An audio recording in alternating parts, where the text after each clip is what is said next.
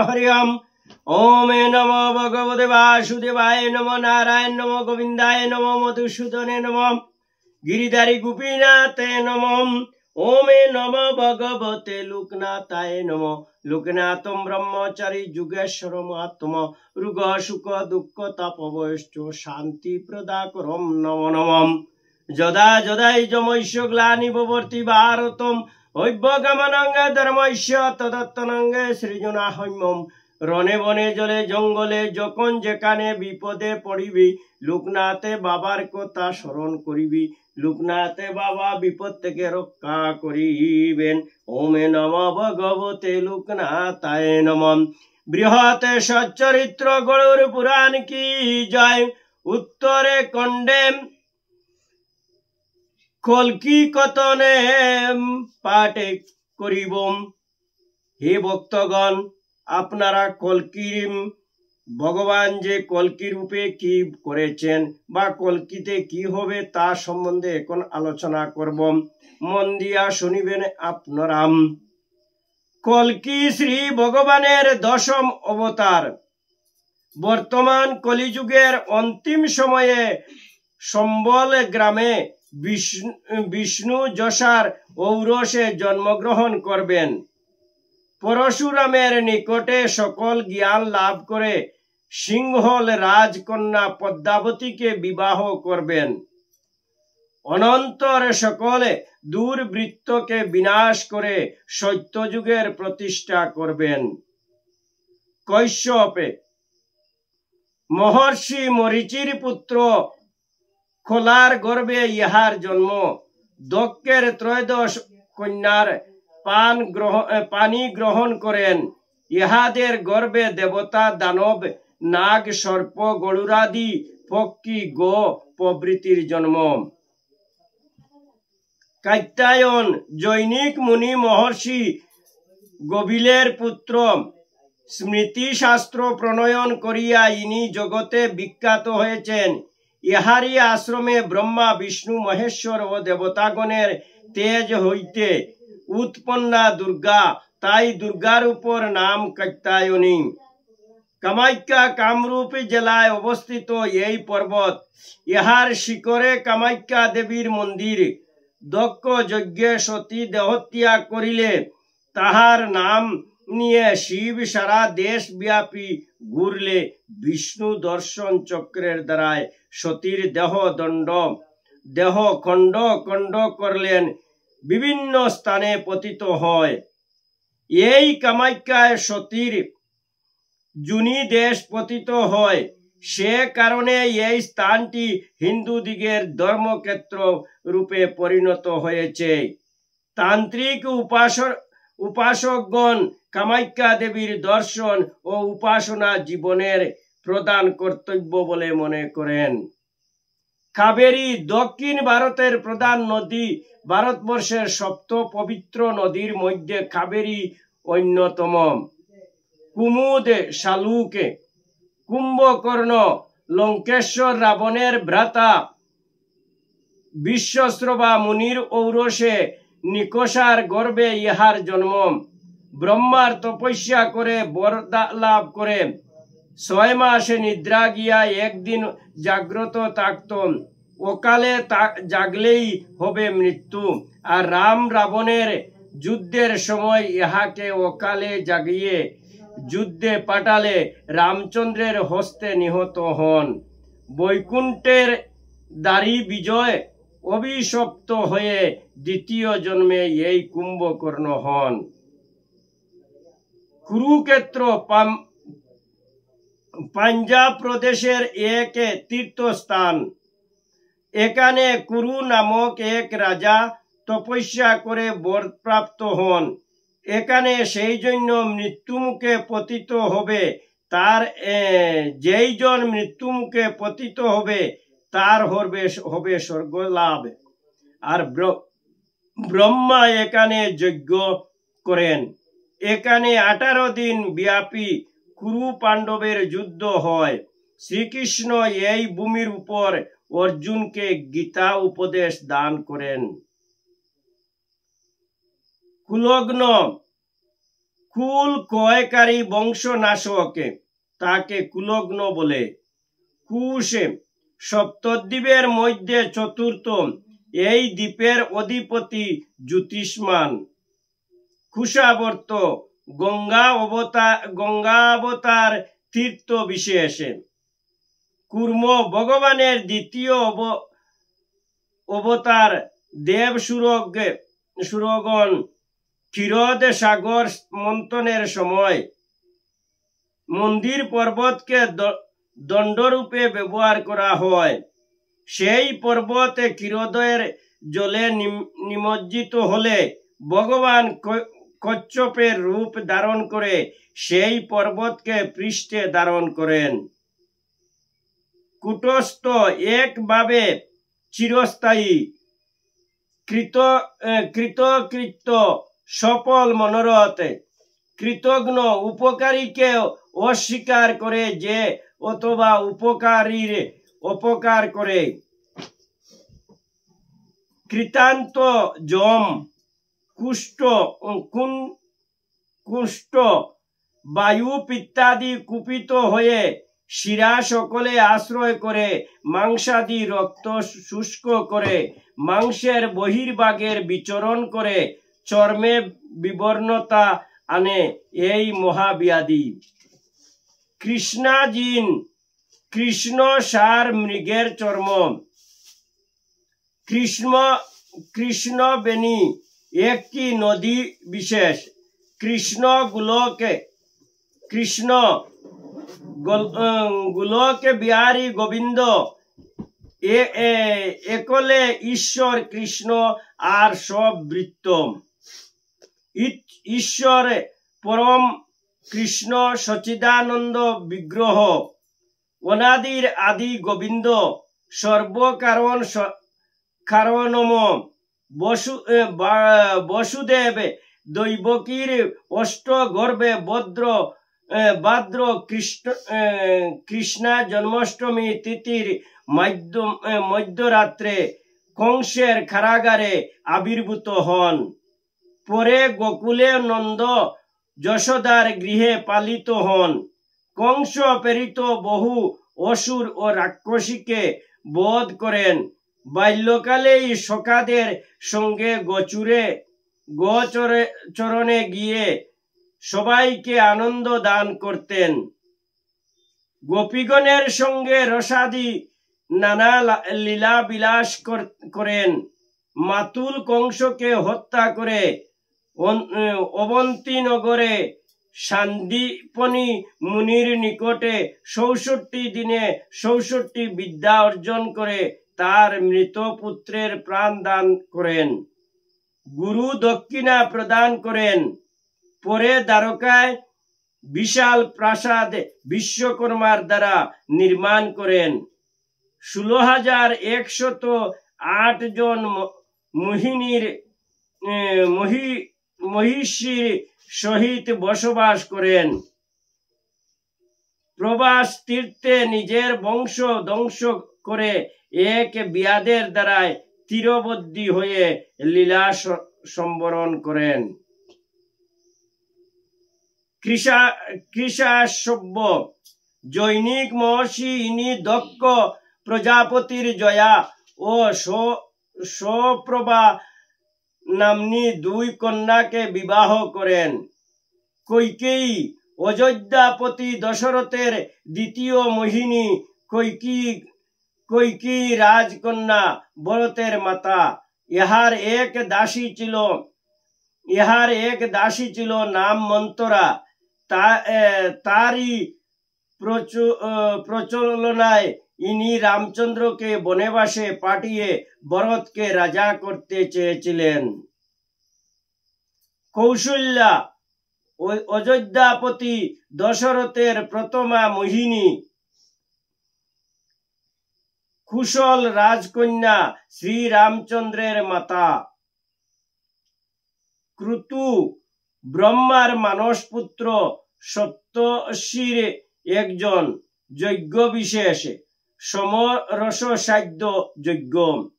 ক্রৌঞ্চ সপ্তদ্বীপের পঞ্চম, ইহার অধিপতি দ্যুতিমান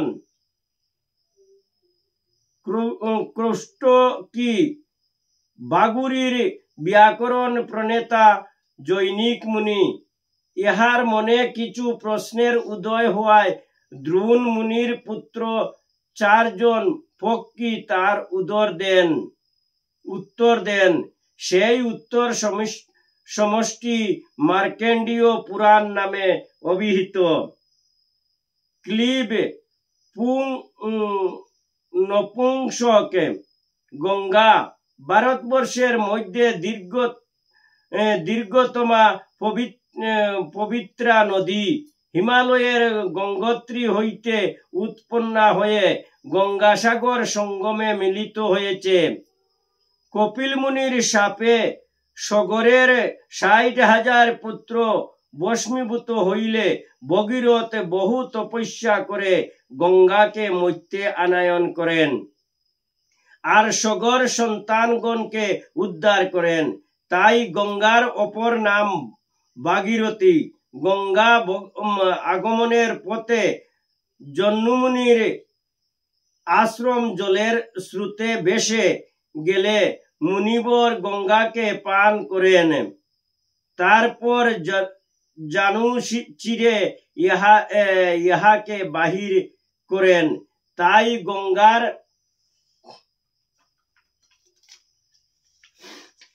গঙ্গার অপর নাম জাহ্নবী। শিব এই গঙ্গাকে মস্তকের জটায় ধারণ করেন। তাই শিবের এক নাম গঙ্গাধর। গঙ্গা শাপগ্রস্ত হয়ে মৈত্যে মানবী রূপে মহারাজ শান্তনু পত্নী হন। তখন ইহার গর্ভে অষ্টবসুর জন্ম হয় আর গঙ্গা তাদের 7 জনকে জন্মিবা মাত্রই গঙ্গার জলে ফেলে দেন। অষ্টম সন্তান দেবব্রতকে শান্তনু জোর করে আটকে রাখেন। সেই দেবব্রত পরে ভীষ্ম নামে খ্যাত হন। গঙ্গাধার গঙ্গা যে স্থান দিয়া ভূতলে অবতীর্ণ হইয়াছে হরিদ্বার। গঙ্গাসাগর গঙ্গা ও বঙ্গোপসাগরের মিলন স্থল। এই স্থানে কপিল মুনির আশ্রম আছে। প্রতি বছর পৌষ মাসের সংক্রান্তিতে এখানে লক্ষ লক্ষ পুণ্যার্থী স্নান করেন। গণ্ডকী নদী বিশেষ নেপাল হইতে উৎপন্ন হইয়া ও গণ্ডক নদের পূর্ব দিক দিয়া প্রায় সমান্তরাল হয়ে ভাবে প্রবাহিত হয়ে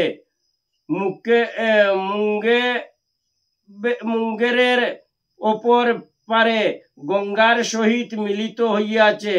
এই নদীর শিলাই শালগ্রাম শিলা। গয়া হিন্দুদের একটি পবিত্র তীর্থস্থান। এখানে বিষ্ণু মন্দির প্রসিদ্ধ। ইহার পাশে ফল্গু নদী প্রবাহিত। এখানে বিষ্ণু পাদ পদ্মে পিণ্ডদানে পূর্বপুরুষগণের উদ্ধার সাধন হয়। গয়াসুর গয় নামক অসুর, তারই মস্তকের উপর বিষ্ণু পাদ পদ্ম গয়া প্রদেশে গর্দব গাদা গরুর প্রজাপতি কৈশ্যবের ঔরসে দক্ষ কন্যা বিনতার গর্ভে ইহার জন্ম। তাই ইহার অপর নাম বৈনেতেয়। ভগবান শ্রীবিষ্ণুর বাহন মাতাকে দাসিত্বপণ থেকে মুক্তি করার জন্য ইনি স্বর্গ থেকে অমৃত আনয়ন করেন। গর্ভাধান নিষেক ক্রিয়া সংস্কার বিশেষ। পত্নীর প্রথম রজ দর্শনের 16 দিন মধ্যে ব্রত নিয়মিত দিনে সায়ংকালে শুচিভাবে সূর্যাগ্র প্রদান করিয়া যথা বিধানে অগ্নি স্থাপন করিয়া গর্ভদানের জন্য বার্যাকে গ্রহণ করবে। ইহাতে বিশেষ নিয়ম, ঋতুর প্রথম ও দ্বিতীয় দিনে পত্নীতে উপগত হইলে পুরুষের আয়ু ক্ষয় হয় এবং উহাতে গর্ভ উৎপন্ন হইলে তাহার অচিরাতে বিনষ্ট হয়। তৃতীয় দিনে গর্ভদান হইলে সন্তান অল্প আয়ু ও বিকলাঙ্গ হয়। ঋতুর চতুর্থ দিবসে হতে দ্বাদশ দিবস পর্যন্ত উত্তরোত্তর যত পরে গর্ভদান হবে সন্তান ততই দীর্ঘ আয়ু, দীর্ঘ রোগ ও বীর্যশালী হয়। গান্ধারী, গান্ধার রাজা সুবলের কন্যা, ধৃতরাষ্ট্রের বার্যা। ইহার গর্ভে দুর্যোধনাদি শতপুত্র ও দুঃশলা নাম্নীর এক কন্যার জন্ম হয়। গায়ত্রী ত্রিপাদ মন্ত্র বিশেষে বেদে মাতা। একদিন ব্রহ্মা যজ্ঞের জন্য দীক্ষিত হয়ে পত্নী সাবিত্রীকে আনয়ন করবার জন্য ইন্দ্রকে প্রেরণ করেন। সাবিত্রী সে সময় গৃহকর্মে ব্যস্ত থাকায় যথা সময়ে উপস্থিত হওয়ার আগে ব্রহ্মা পুনরায় দ্বার পরিগ্রহ করবার বাসনায় উপযুক্ত কন্যা অন্বেষণের জন্য ইন্দ্রকে প্রেরণ করেন। ইন্দ্র একে গোপকন্যাকে আনয়ন করলে ব্রহ্মা তাকে বিবাহ করেন। সেই গোপকন্যা অর্থাৎ ব্রহ্মার দ্বিতীয় বার্যা গায়ত্রী।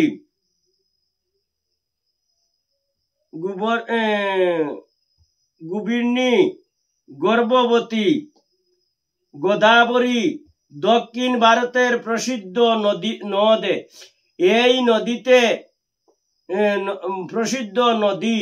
এই নদীতে স্নান করিলে স্বর্গ লাভ হয়।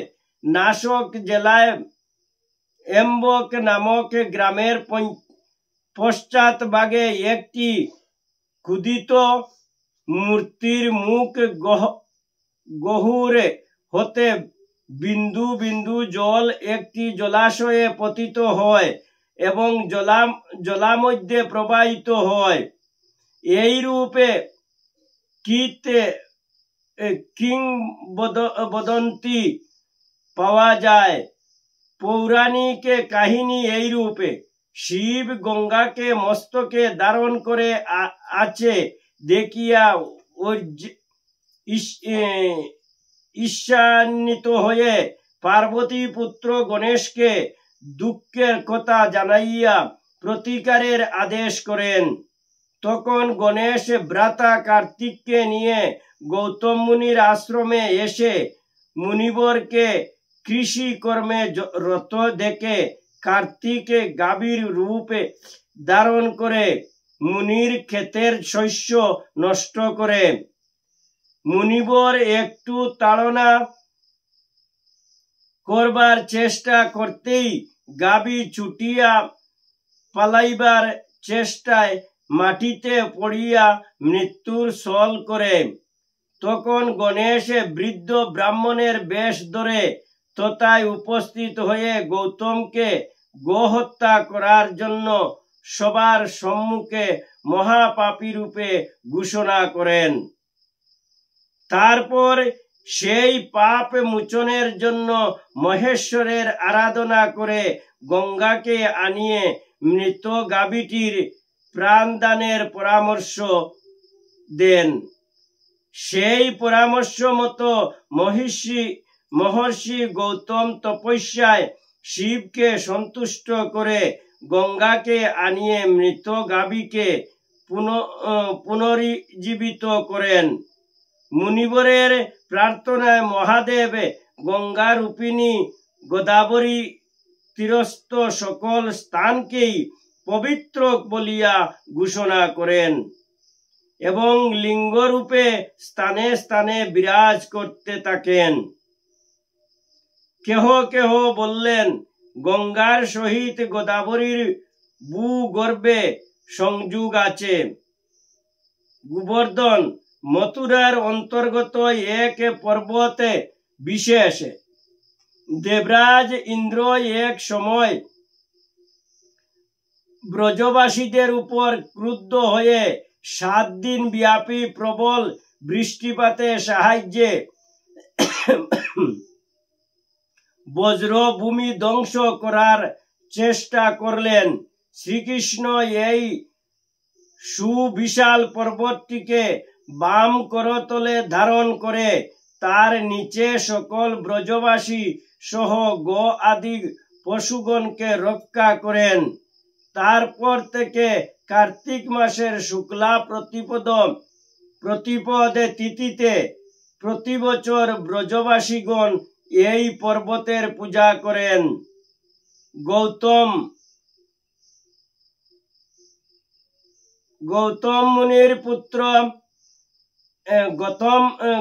মুনির পুত্র এবং শতানন্দনের পিতা ইহার প্রণীত সিংহ সংহিতায় মানবের আচার ব্যবহারের রীতিনীতি বিশেষভাবে বর্ণিত।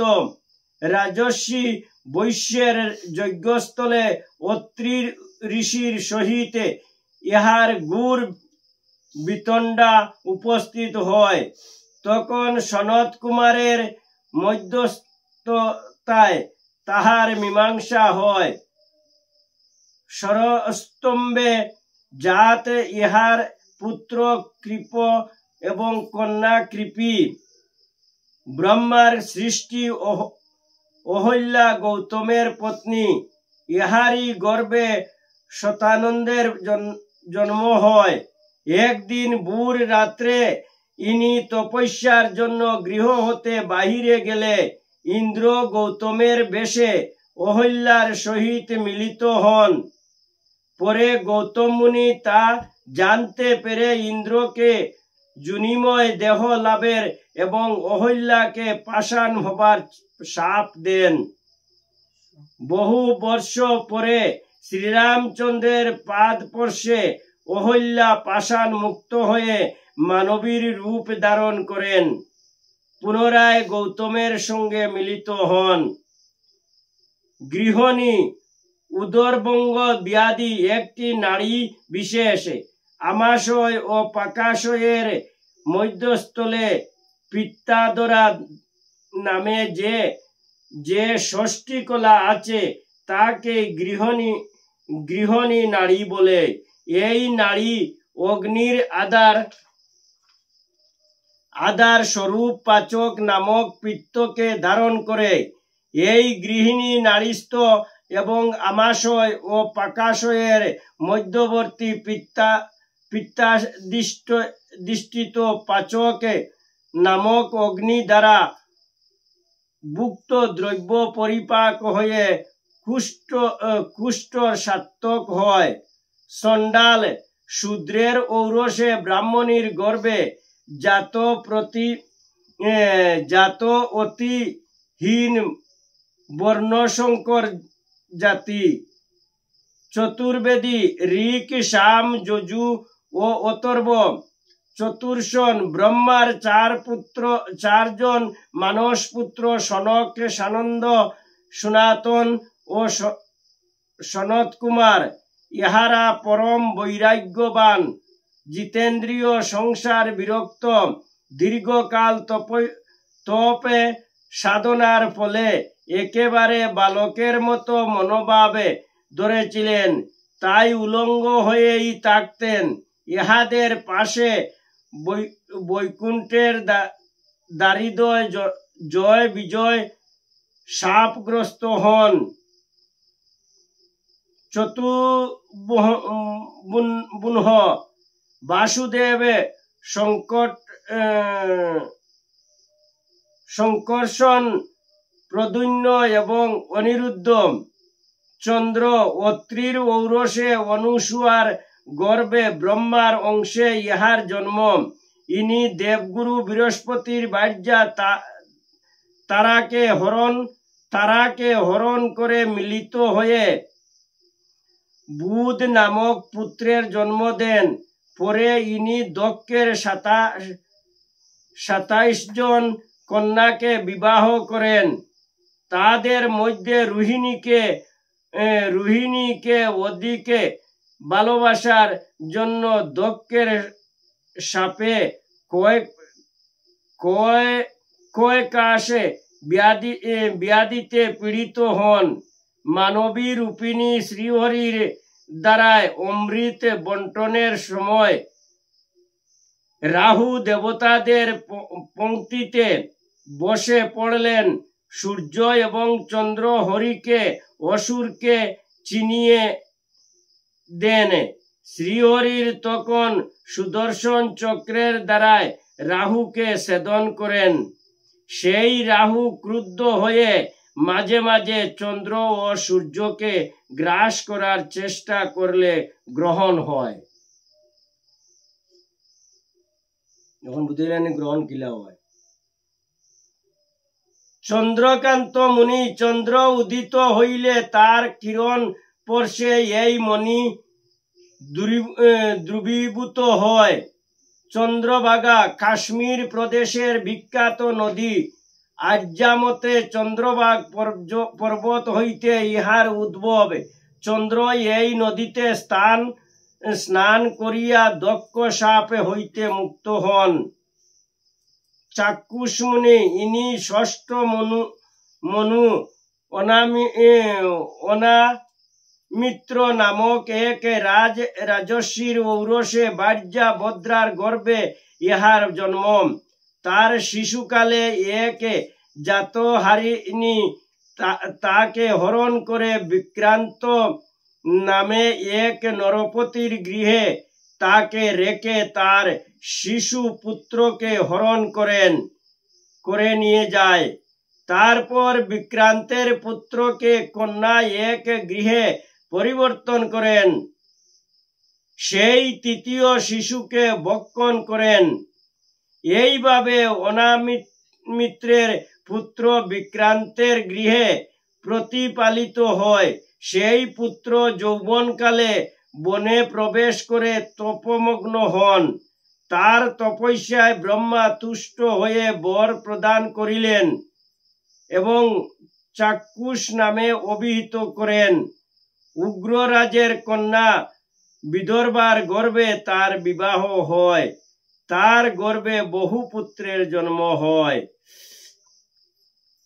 চাতুর্মাস্য ব্রত আষাঢ় মাসের একাদশী থেকে এই ব্রত আরম্ভ করিয়া কার্তিক মাসের একাদশী পর্যন্ত এই ব্রত সাধন করবার বিধি। এই 4 মাসে হবিন্যাস একাহারী হয়ে ভক্তি ভরে শ্রীহরির পূজা করিলে অন্তিমেতে বিষ্ণুলোকে গতি হয়।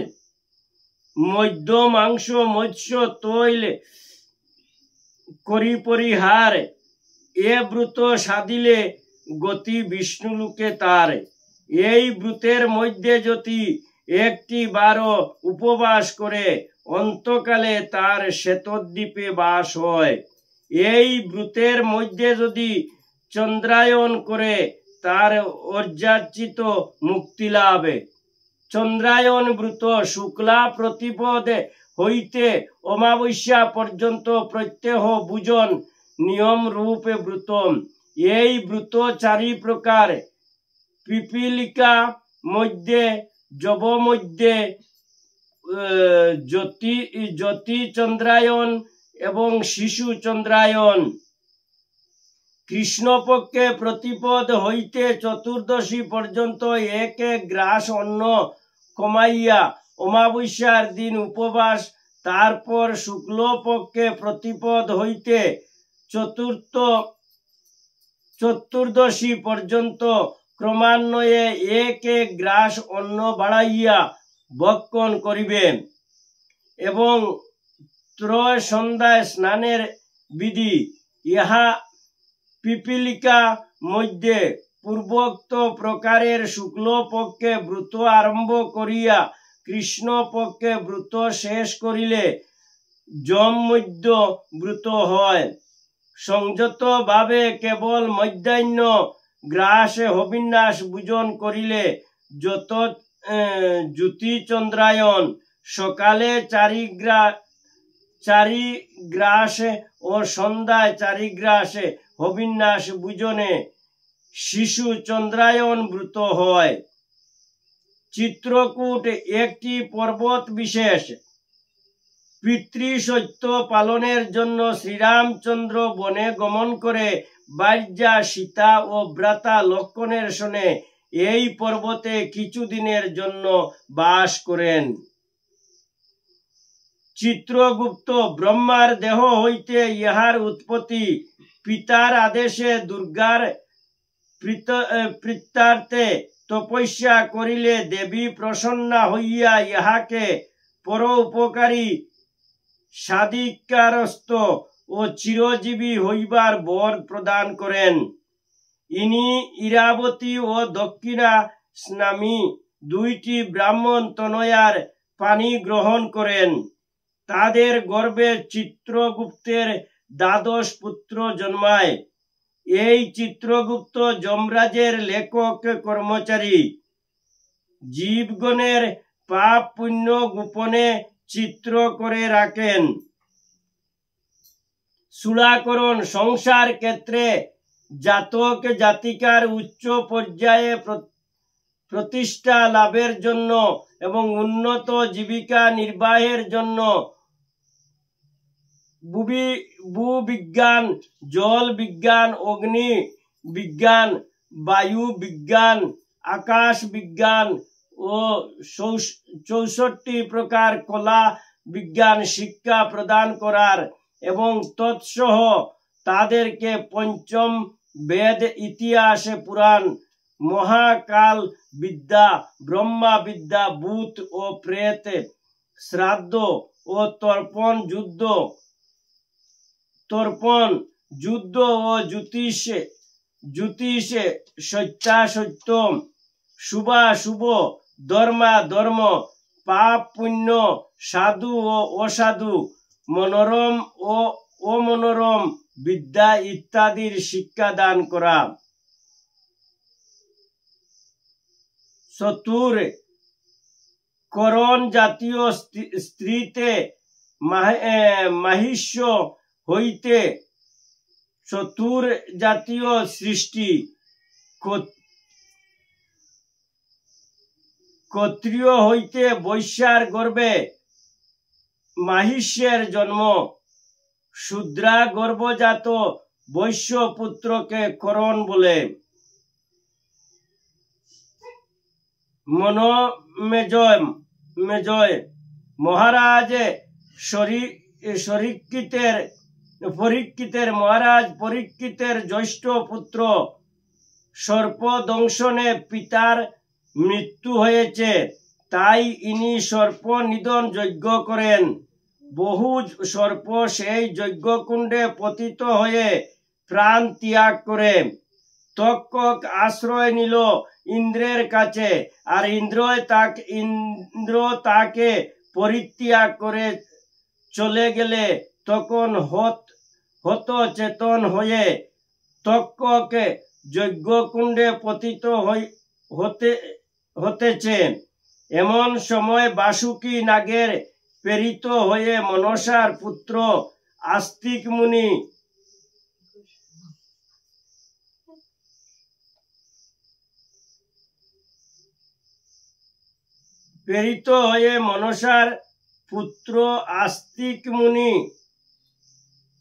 মুনি যজ্ঞস্থলে উপস্থিত হয়ে জন্মেজয়কে প্রবুদ্ধ বচনে সন্তুষ্ট করে যজ্ঞের অবসান করেন। তারপর ইনি অশ্বমেধ যজ্ঞ করেন। পরে সর্পদংশের পাপ মোচনের জন্য বৈশম্পায়ন মুনির নিকটে মহাভারত শ্রবণ করেন। জরা পাপিনী কলহ প্রিয়া বিরূপাক্ষী আর সকল কথায় দে উত্তর। আবার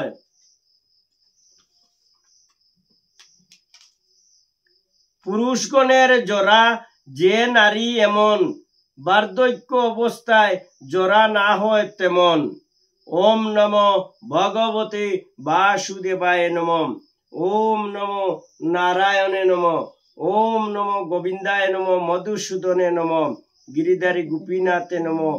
ওম নমো ভগবতে লোকনাথায় নমঃ। হরে কৃষ্ণ কৃষ্ণ কৃষ্ণ হরে হরে, হরে রাম রাম রাম হরে হরে।